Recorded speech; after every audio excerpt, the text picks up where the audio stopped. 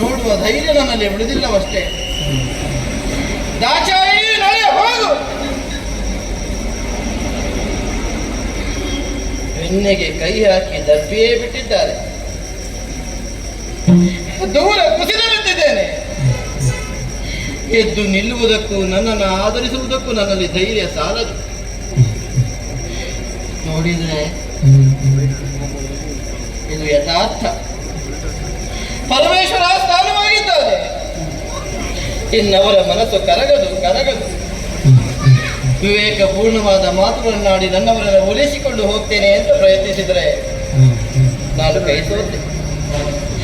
ಸರಸದ ಮಾತುಗಳಿಂದ ನನ್ನವರ ಮನಸ್ಸನ್ನು ಒಪ್ಪಿಸುವ ಮೂಲಕ ಹೋಗಿ ಬರ್ತೇನೆ ಅಂತ ನಾನು ಹೊರಟ್ರೆ ಕಳುಹಿಸಿಕೊಡುವುದಕ್ಕೆ ನರಸನಿಗೆ ಮನಸ್ಸಿಲ್ಲ. ಹಠ ಮಾಡಿದೆ, ಛಲದ ಮಾತುಗಳನ್ನಾಡಿದೆ. ಹೋಗಿ ಬರುವುದಕ್ಕೆ ಹೀಗೆ ಅವಕಾಶಗಳು ಉಂಟು ಸಾಧಿಸಿದೆ. ಅಲ್ಲಿಗೂ ಆಸ್ಪದವಿಲ್ಲವಷ್ಟೇ. ನನ್ನವರ ಅಭಿಪ್ರಾಯದಲ್ಲಿ ವ್ಯತ್ಯಾಸವಿಲ್ಲ. ದಾಚಾಯಣಿಗೆ ಹೋಗಿ ಬರುವುದಕ್ಕೆ ಅವಕಾಶವಿಲ್ಲ. ಹೋಗಿ ನಡೆ. ಇಲ್ಲ, ಮತ್ತೆ ಕೈಲಾಸವನ್ನು ಬಂದು ಸೇರುವುದಕ್ಕಿಲ್ವೇ? ಕೈಲಾಸದಿಂದ ವಂಚಿತಳಾದಿದೆ. ಹಾಗಾಗುವುದಕ್ಕಿಲ್ಲ. ನನ್ನವರ ಮಾತನ್ನು ಧಿಕ್ಕರಿಸುವ ಅಧಿಕಾರವಿಲ್ಲ, ಧೈರ್ಯವಿಲ್ಲ. ಹೋಗಿ ಇಲ್ಲ ಎಂದು ಕೊಡುವುದಕ್ಕೆ ನನ್ನ ಮನಸ್ಸು ಕೇಳುತ್ತಿಲ್ಲ.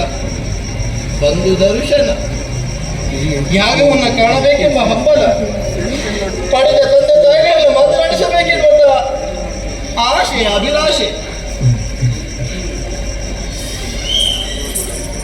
ಶಿವನೇ, ಸಂತೋಷದಿಂದ ದಾಚಾಯಿಣಿ ಹೋಗಿ ಬಾ. ಹೀಗೆ ಕಳುಹಿಸಿಕೊಟ್ರೆ ಆನಂದದ ಕಡಲಾಗಿ ಹೋಗಿ ಬರ್ತೇನೆ.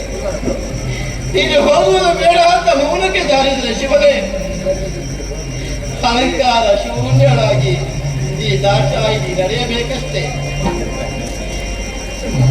ನಡೆಯುತ್ತೇನೆ. ಇದೋ ನಿಮ್ಮ ದಾಚಾಯಿಣಿ ಸಾಗುತ್ತಿದ್ದಾಳೆ. ದಾಚಾಯಿಣಿ ಹೊರಡುತ್ತಿದ್ದಾಳೆ.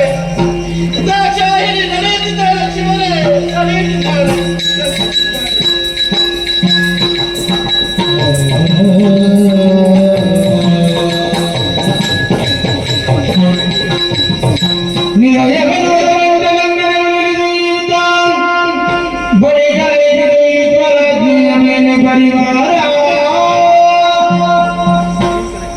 ತವರು ಮನೆಯ ಅತೀವವಾದಂತಹ ಅಕ್ಕರೆ ಇವಳಲ್ಲಿ ನಿಲ್ಲುವುದಕ್ಕೆ ಬಿಡಲಿಲ್ಲ. ನೇರವಾಗಿ ಹೊರಟೆ ಹೋದಳೆಲ್ಲ ಸತಿ ಕೊನೆಯ ಕಾಲಕ್ಕೊಂದು ಮಾತಾಡಿದ್ರು.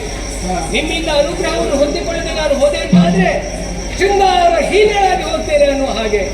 ಎಲ್ಲಿ ಪ್ರಭುತ್ತಾದಿ ದೇವತೆಗಳು ಹೋಗಿ ನಿಮ್ಮ ಅಮ್ಮನನ್ನು ಶೃಂಗರಿಸಿ, ಚಿನ್ನ ಬೆಳ್ಳಿ ವಜ್ರ ವೈಡೂರ್ಯಗಳಿಂದ ಅಲಂಕರಿಸಿ, ಚಿನ್ನದ ಪಲ್ಲಕ್ಕಿಯಲ್ಲಿ ಕುಳ್ಳಿರಿಸಿ ವೈಭವದಿಂದ ಕರೆದುಕೊಂಡು